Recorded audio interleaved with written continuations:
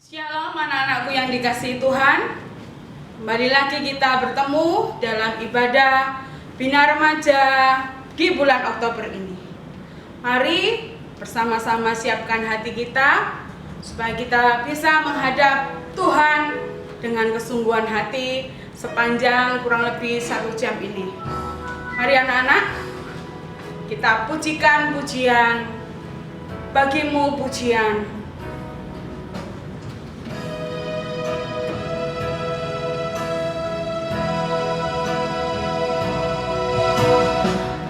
Datang padamu,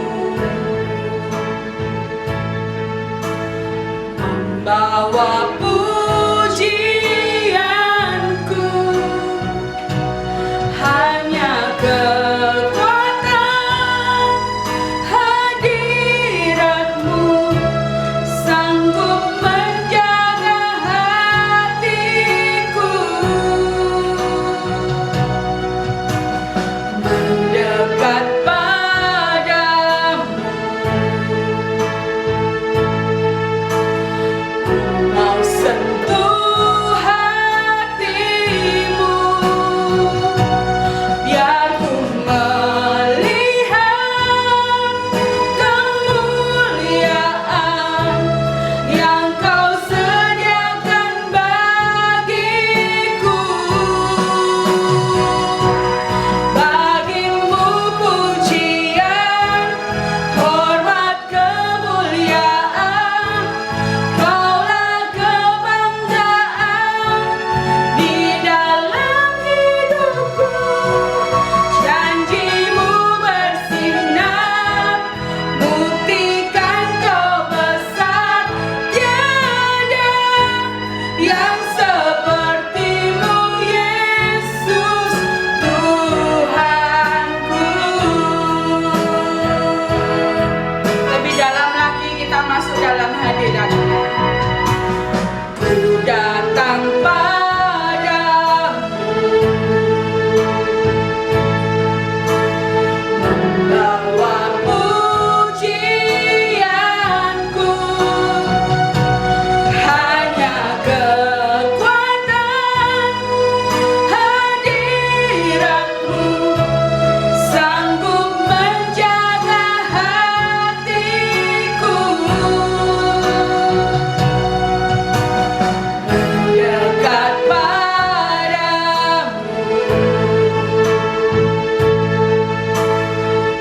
mau sentuh hatimu, biar ku melihat kemuliaan yang kau sediakan bagiku. Bagimu pujian, hormat, kemuliaan, Kaulah kebanggaan di dalam hidupku. Janjimu bersinar, buktikan kau besar, tiada yang sepertimu Yesus Tuhanku. Bagimu pujian, hormat, kemuliaan, Kaulah kebanggaan di dalam hidupku. Janjimu bersinar, buktikan kau besar, tiada yang sepertimu Yesus Tuhanku.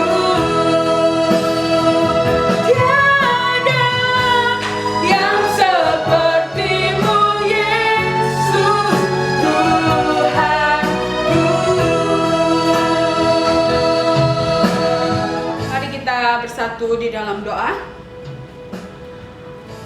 Bapa kami yang kami kenal di dalam nama Tuhan Yesus Kristus, kami mengucap syukur dan berterima kasih karena pada siang hari ini Tuhan memberi kami kesempatan yang baik untuk dapat bersekutu bersama anak didik kami Tuhan yang berada di rumah mereka masing-masing. Memberkati ibadah Bina Remaja ini dari awal, pertengahan hingga akhirnya. Kiranya suasana Roh Kudus-Mu boleh ada menyertai kami, suasana surgawi-Mu melingkupi kami, sehingga dalam ibadah ini kami boleh menyenangkan hati-Mu Tuhan.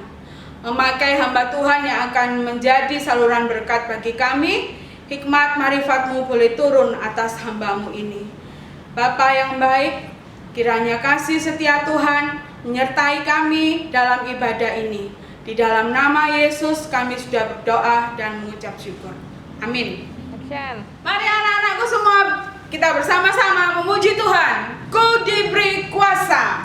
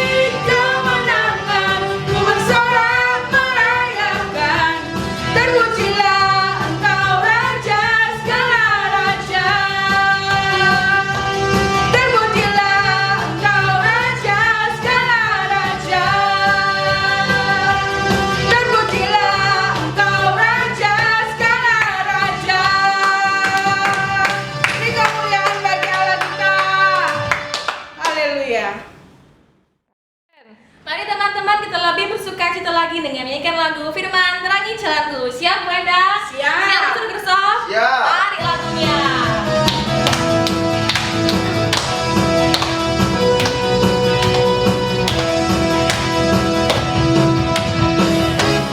Firman terangi jalanku, perisai manisnya waktu, lindungiku dari segala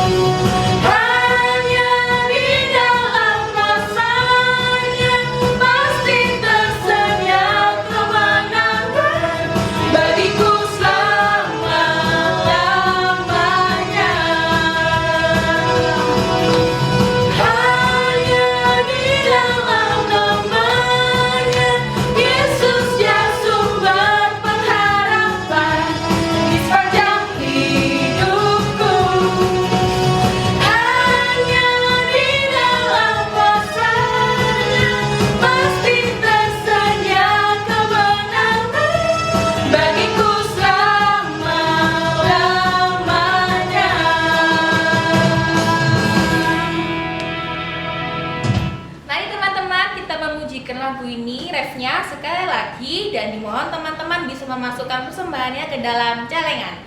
Mari Mr. Geso mainkan musiknya. Hanya di dalam namanya Yesus Yesus pengharapan di sepanjang hidupku. Hanya di dalam kuasa-Nya pasti tersedia kemenangan bagiku selama-lamanya.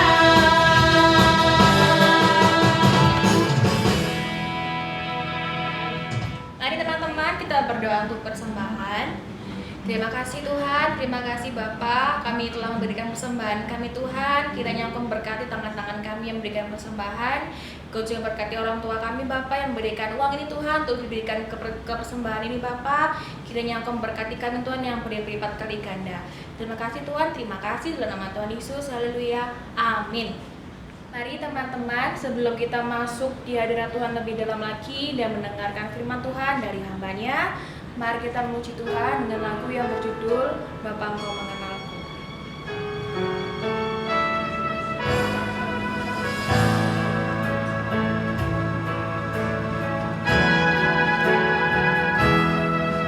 Bapa, Engkau mengenalku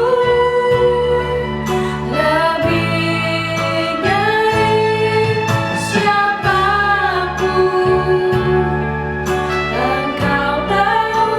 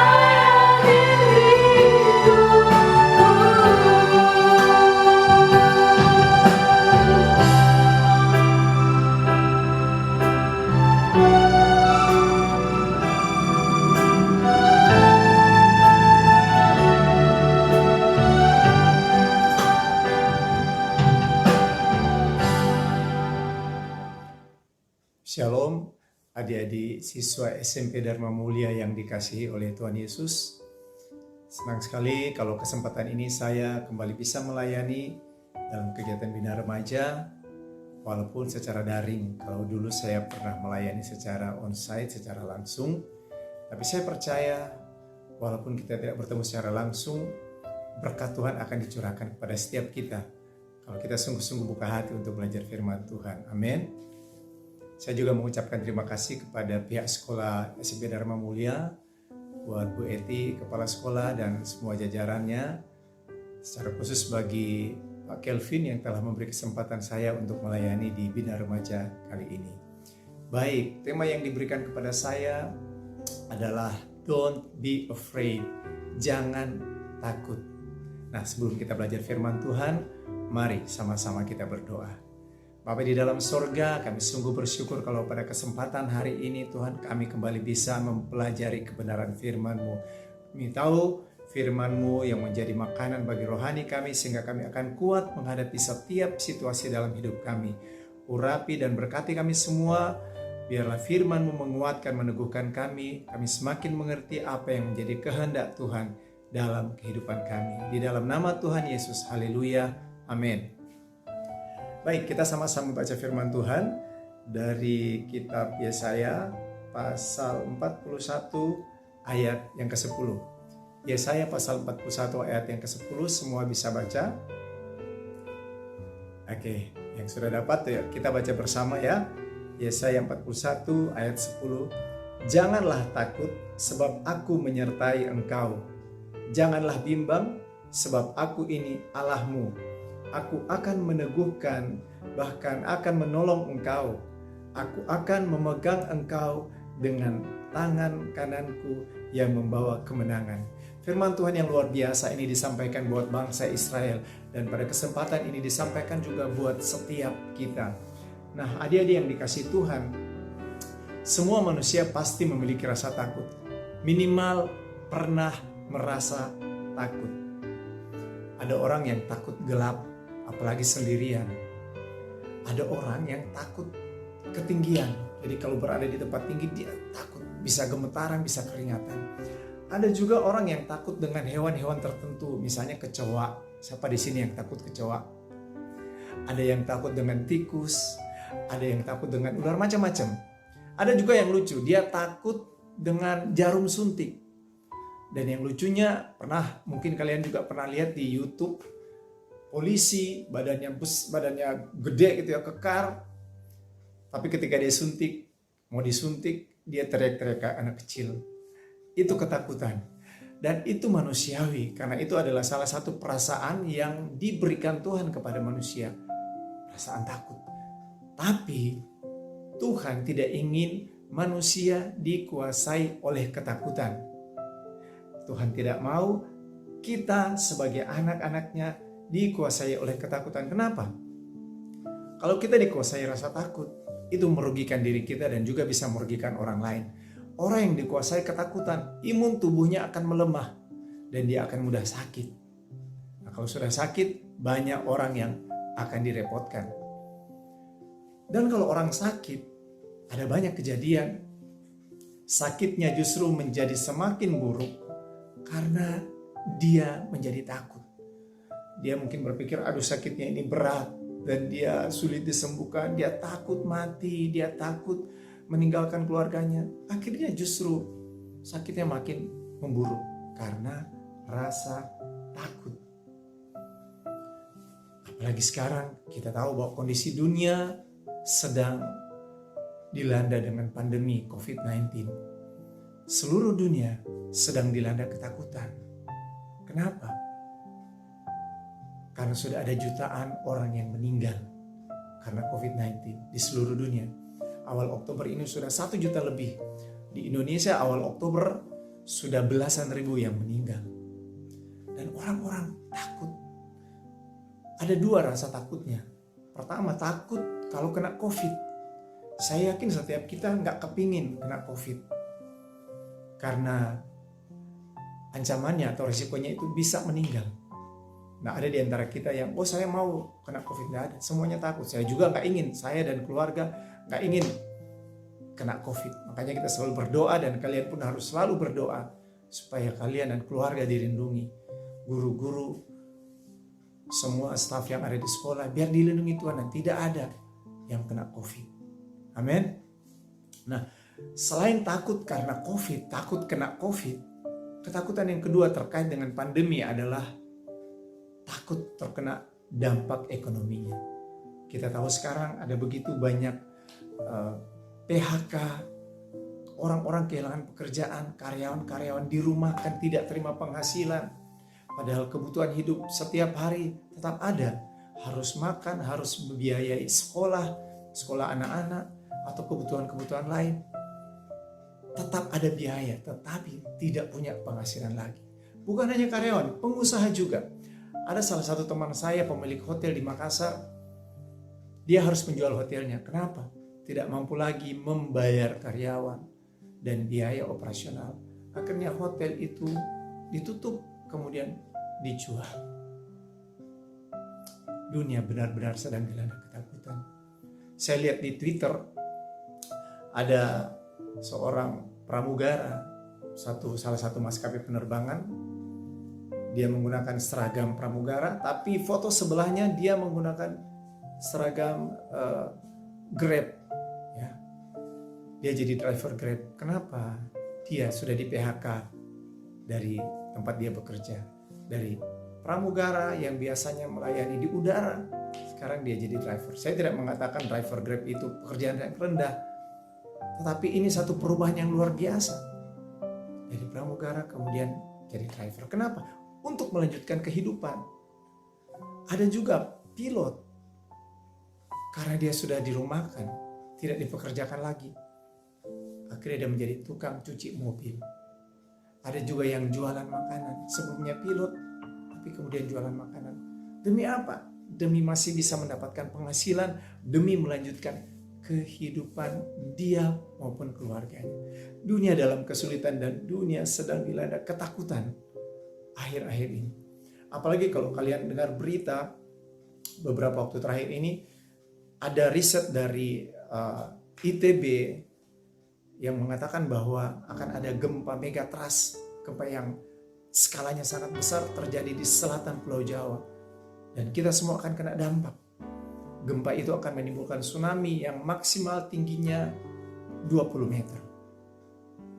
Kalau dengar berita itu rasanya juga kita, apa yang akan terjadi? Bencana besar akan terjadi di akhir tahun ini. Karena itu kita harus banyak berdoa. Supaya walaupun secara pengetahuan mereka sudah melakukan riset dan itu bisa terjadi, tapi kita percaya Tuhan tetap bisa mengubahnya.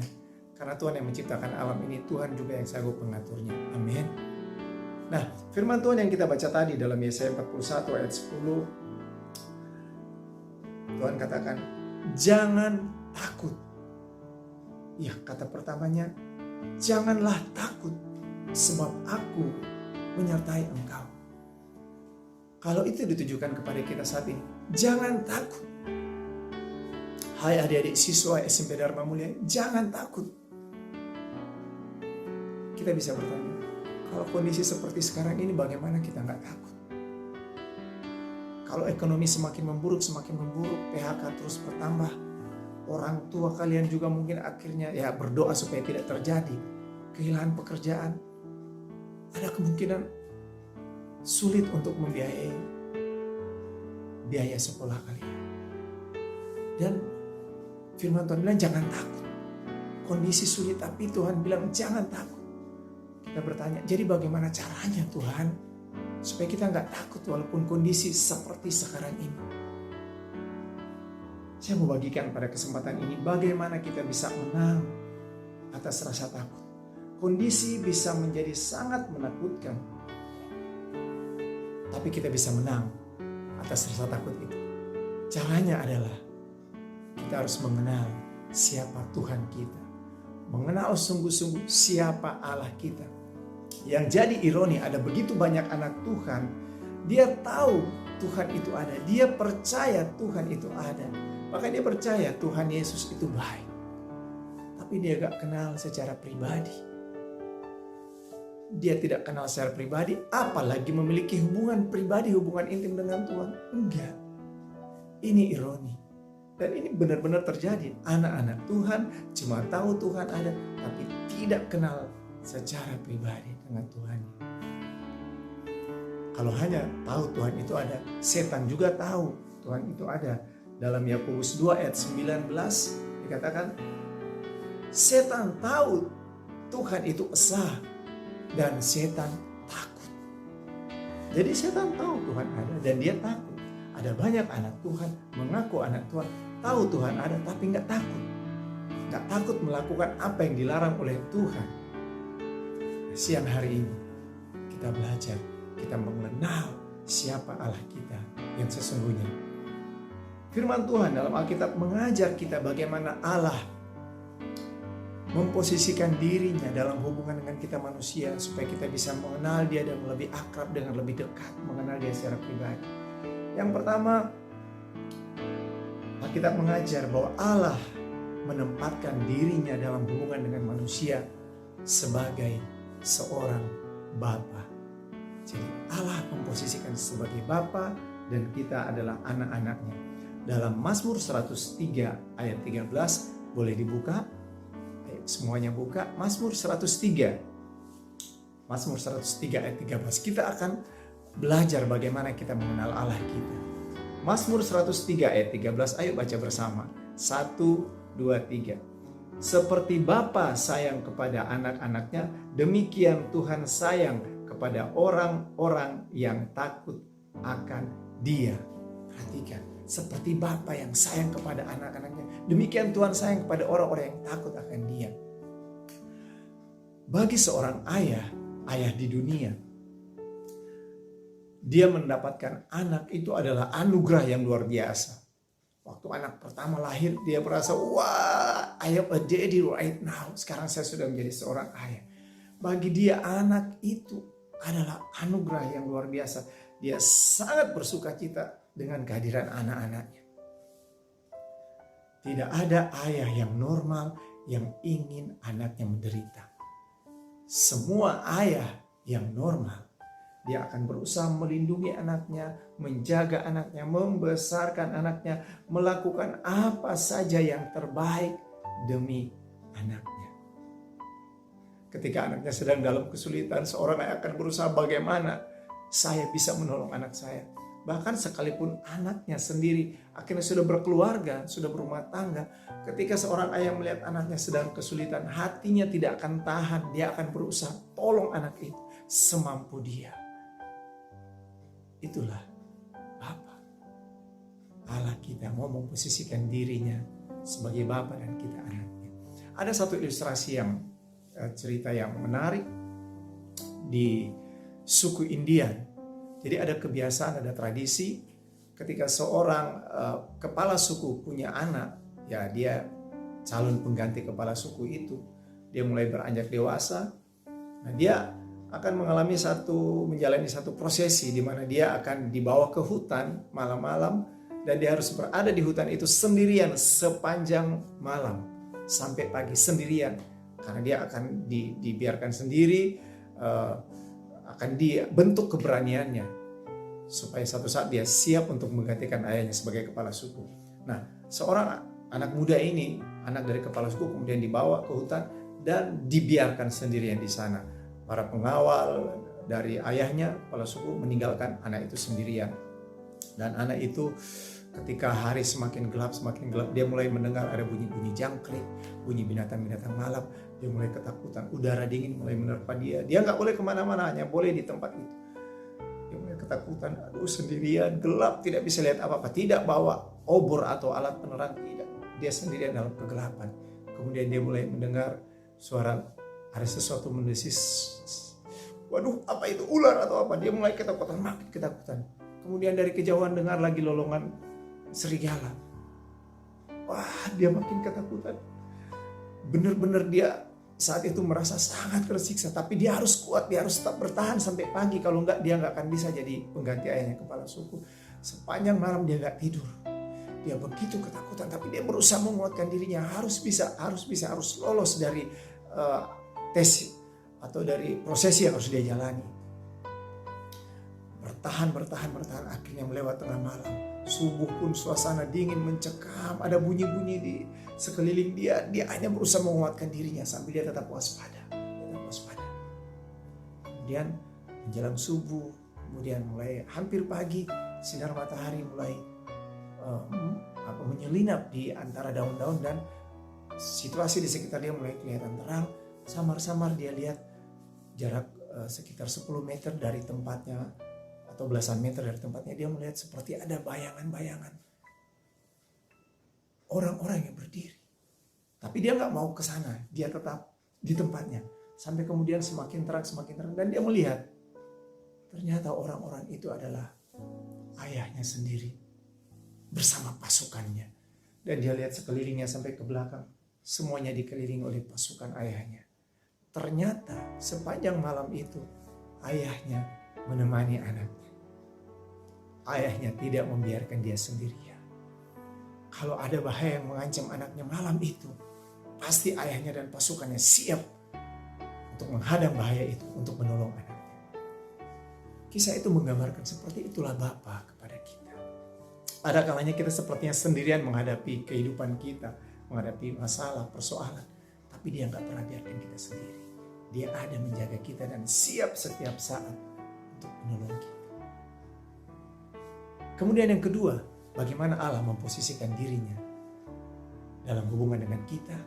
Selain sebagai Bapa, dia juga memposisikan diri sebagai seorang sahabat. Yohanes 15 ayat 15. Mari buka. Yohanes 15 ayat 15. Kita baca bersama ya. Yohanes 15 ayat 15. 1, 2, 3. Aku tidak menyebut kamu lagi hamba, sebab hamba tidak tahu apa yang diperbuat oleh tuannya. Tetapi aku menyebut kamu sahabat, karena aku telah memberitahukan kepada kamu segala sesuatu yang telah kudengar dari Bapa-Ku. Tuhan Yesus sendiri menyatakan bahwa dia adalah sahabat kita. Dia memanggil kita sahabat. Sahabat adalah kawan yang sangat dekat. Sahabat itu bisa menerima kita dengan segala kelebihan maupun kekurangan kita. Sahabat bisa menjadi tempat curhat. Kalau kita ada sesuatu yang kita rasakan yang masalah, persoalan, dia bisa menjadi tempat curhat bahkan untuk hal pribadi dan rahasia. Dia bisa berbagi dengan kita, kita bisa ceritakan ke dia. Karena sahabat pasti akan menyimpan rahasia kita serapat-rapatnya. Dia tidak akan membocorkan. Kalau ada yang membocorkan rahasia teman, itu bukan sahabat. Itu pengkhianat. Tapi saya percaya di antara adik-adik siswa semua tidak ada. Semuanya bisa menjaga rahasia temannya. Oke. Kemudian yang kedua, sahabat.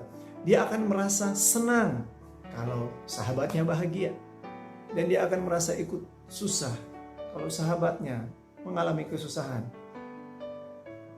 Tapi ada juga orang yang merasa bahagia kalau temannya susah.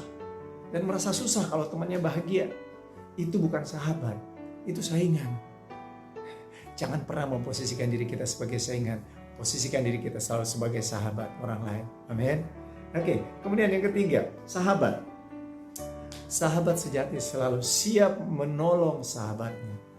Dia akan mendukung sahabatnya dalam kebaikan. Tetapi dia juga tidak segan-segan mengingatkan sahabatnya kalau sahabat itu akan melakukan suatu kesalahan. Itulah sahabat. Nah, di Alkitab ada kisah persahabatan yang luar biasa yang bisa kita pelajari, yaitu antara anak dari Raja Israel, Saul, yang bernama Yonatan. Saul sebagai Raja Israel punya anak bernama Yonatan. Yonatan menjalin persahabatan dengan Daud.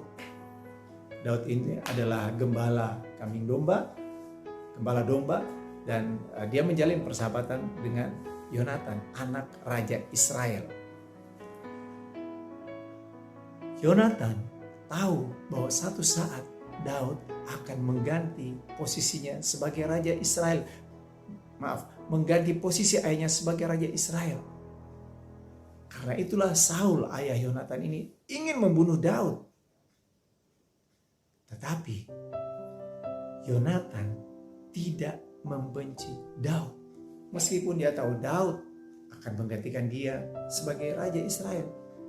Yonatan rela. Bahkan Yonatan begitu mendukung Daud. Dia berusaha menolong Daud ketika ayahnya Saul ingin membunuh Daud. Yonatan menolong dan menyelamatkan Daud. Persahabatan yang luar biasa. Ini tentang tahta kerajaan. Seorang putra mahkota rela melepaskan tahtanya demi sahabatnya. Kalau zaman sekarang sulit seperti itu. Orang malah berebut kekuasaan, jangankan raja atau presiden, mungkin jabatan kepala desa, jabatan bupati, gubernur, itu bisa jadi perebutan yang mengorbankan banyak hal. Ya mungkin kalau di sekolah jabatan apa? Jabatan ketua kelas. Bisa aja ada yang berambisi jadi ketua kelas, jadi dia berusaha mengalahkan teman-temannya supaya bagaimana dia bisa jadi ketua kelas. Atau mungkin ada yang berebutan jadi ketua OSIS. Jangan sampai terjadi pertikaian hanya gara-gara berebutan jabatan seperti itu. Yonatan dia merelakan tahta yang akan menjadi haknya kepada sahabatnya Daud. Dan akhirnya menjadi kenyataan. Yonatan akhirnya dalam peperangan dia mati, dia meninggal, tewas. Juga Saul, Raja Israel, tewas dalam peperangan. Sehingga akhirnya Daud, si gembala domba ini, kemudian naik tahta, dinobatkan menjadi Raja Israel. Dan ini memang adalah kehendak Tuhan. Kita belajar dari persahabatan ini. Bagaimana Yonatan rela. Dia pun mati, dia relakan tahtanya untuk sahabatnya Daud. Bukankah itu yang dilakukan Tuhan Yesus? Dia tinggalkan tahtanya di surga, lahir sebagai manusia yang rendah, yang hidup sederhana sebagai anak tukang kayu. Kemudian akhirnya dia mati di atas kayu salib, supaya kita semua diselamatkan. Supaya kita semua satu saat bisa bersama dengan dia di rumah Bapanya di surga. Tuhan memposisikan diri sebagai sahabat kita. Dia ingin dekat dengan kita, dia dukung kita, dia tolong kita, dia topang kita, dia bela kita. Itulah Allah kita. Luar biasa. Nah, kalau kita mengenal dia sebagai Bapa yang selalu siap melindungi kita, dan kita mengenal dia sebagai sahabat yang selalu mau mendukung kita, maka kita akan bisa mengalahkan rasa takut. Jadi ketika kita menghadapi satu situasi yang membuat kita sepertinya mau takut, kita ingat kita punya Bapa yang sungguh baik, yang siap menolong kita, melindungi kita. Dan kita punya seorang sahabat yang siap mendukung kita setiap waktu, yaitu Allah kita. Maka kita tidak akan dikuasai rasa takut. Sebaliknya kita akan mengalahkan rasa takut itu karena iman di dalam kita bangkit ketika kita kenal dia sebagai Bapa kita dan sebagai sahabat kita. Dan kalau kita sudah kenal dia sebagai Bapa dan juga sahabat kita, mari bangun hubungan setiap hari dengan dia. Sebagaimana kita juga berhubungan dengan ayah kita setiap hari, begitu akrab, begitu dekat. Atau kita berhubungan dengan sahabat kita begitu akrab, begitu dekat. Seperti itu Tuhan mau kita bangun hubungan dengan dia. Saya seringkali dalam doa saya menyebut, memanggil Bapa bukan lagi kayak Bapa di surga Tuhan. Ya ada saatnya seperti itu. Tapi ada saatnya ketika saya datang kepada Tuhan, saya yang bilang gini, Daddy, I am tired. Daddy saya capek. Daddy saya lelah. Saya panggil dia dengan sebutan Daddy. Itu menunjukkan satu keakraban. Ketika saya punya masalah, Daddy saya ada masalah ini. Seperti itu komunikasi kita dengan ayah kita, dengan Bapa kita. Gak ada batas. Tidak ada sesuatu yang terlalu formal. Ya kalau dalam ibadah-ibadah bersama kita bisa bahasanya diatur dan sebagainya supaya lebih baik dan bisa dimengerti semua orang. Tapi ketika kita hanya sendiri dengan Tuhan, panggil dia aja dengan sebutan yang akrab sekali, Daddy, atau apapun yang bisa kita pakai. Karena dia Allah adalah Bapa kita dan sahabat kita. Jangan pernah takut menghadapi hari esok. Masalah apapun juga yang kalian hadapi, ingat ada Bapa, ada sahabat yang selalu ada bagi kalian, selalu siap menolong, melindungi, menyertai akan memberkati kalian. Saya berdoa biar firman Tuhan ini menolong kita semua untuk tidak takut menghadapi apapun juga. Amin. Mari sama-sama kita berdoa. Bapa, kami bersyukur untuk firman Tuhan yang luar biasa, yang mengajar kami semua untuk mengenal Engkau secara pribadi sebagai Bapa kami yang baik dan sebagai sahabat kami yang setia, yang akan selalu bersama kami, yang siap menolong kami, melindungi kami menghadapi apapun juga. Saat ini hamba-Mu berdoa untuk semua siswa SMP Dharma Mulia, biar Tuhan terus memberkati mereka. Nyatakan kehadiran-Mu dalam kehidupan mereka sebagai Bapa yang mengasihi, melindungi mereka. Kalaupun mungkin di antara mereka ada yang sudah kehilangan Bapa, kehilangan orang tua, tapi ada Bapa di surga yang tidak pernah meninggalkan mereka, yang selalu mengasihi, menyertai mereka. Biar mereka alami hubungan yang luar biasa dengan Engkau, Bapa di surga. Demikian juga dalam posisi sebagai sahabat, biar mereka ingat Tuhan bahwa mereka punya sahabat yang selalu ada setia menyertai mereka kapanpun juga, yaitu Engkau Tuhan dan Allah kami.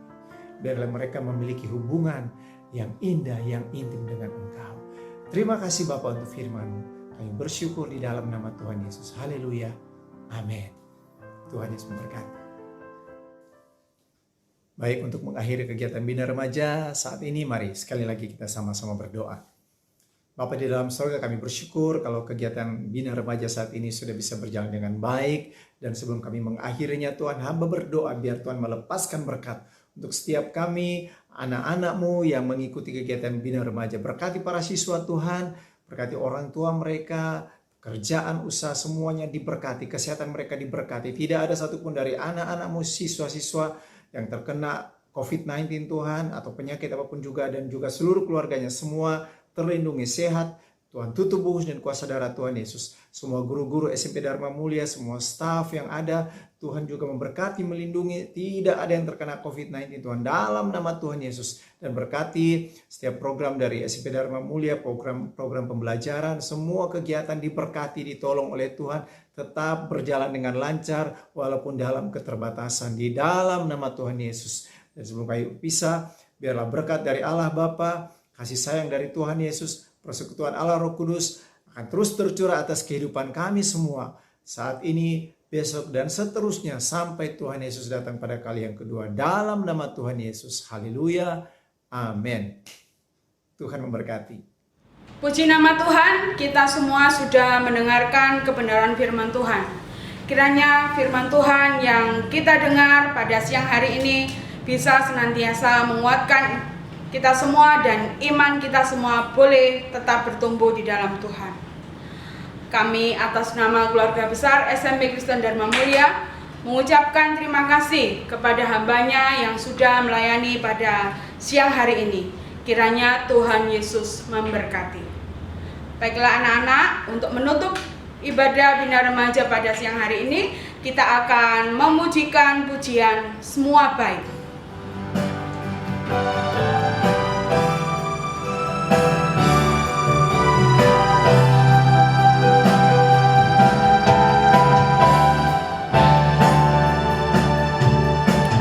Dari semula telah Kau tetapkan hidupku dalam tangan-Mu, dalam rencana-Mu Tuhan. Rencana indah telah Kau siapkan